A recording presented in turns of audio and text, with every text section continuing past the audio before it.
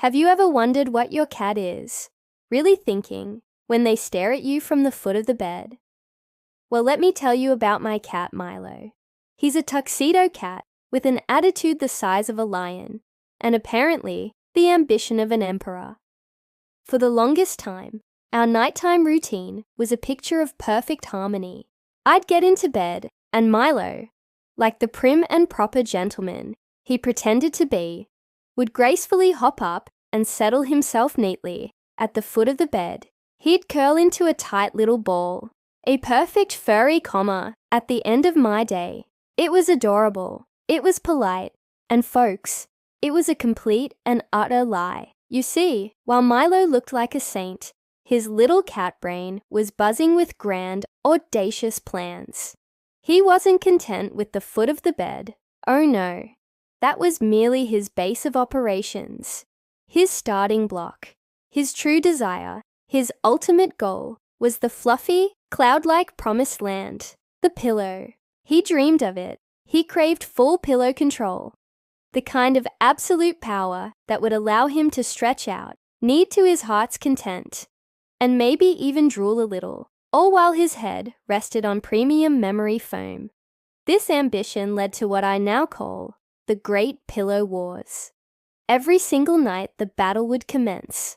He'd start with a subtle maneuver, a slow calculated creep up the duvet.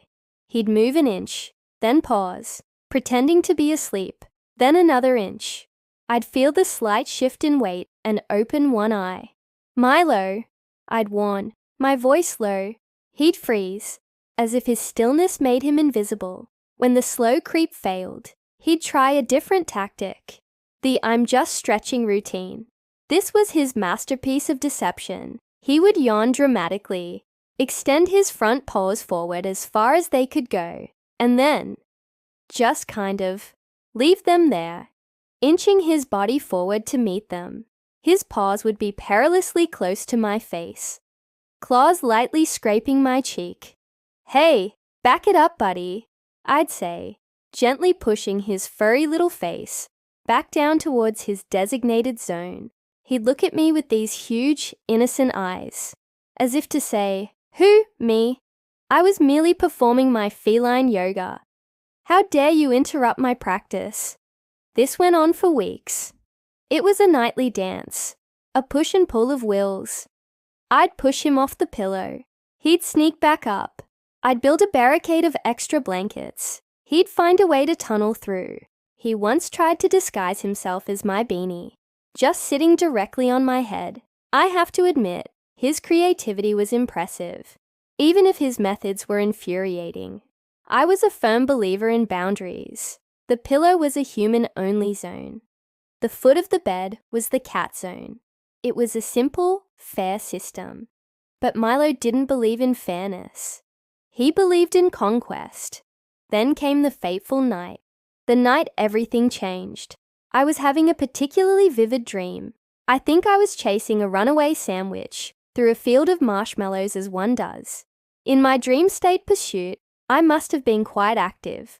I tossed, I turned, and then, with one final dramatic roll, I went right over the edge of the bed.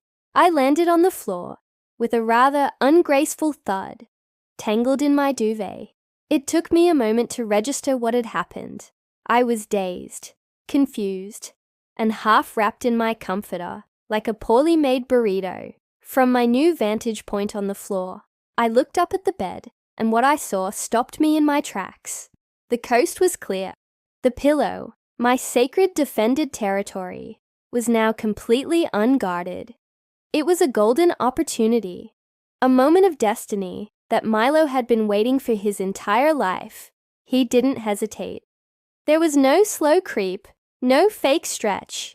He rose from the foot of the bed, not like a cat, but like a king, ascending to his throne.